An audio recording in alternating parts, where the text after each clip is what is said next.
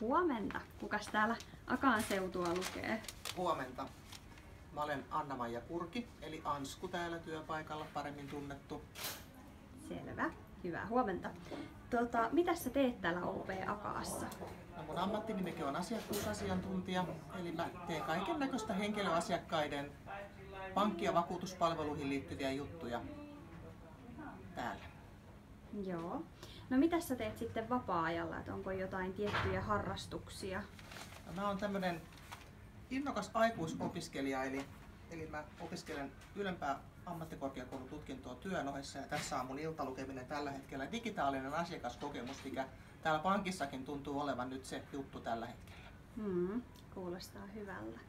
Mitäs, onko mitään loppusanoja asiakkaille tai ylipäätään kaikille? Tervetuloa OP Akaaseen.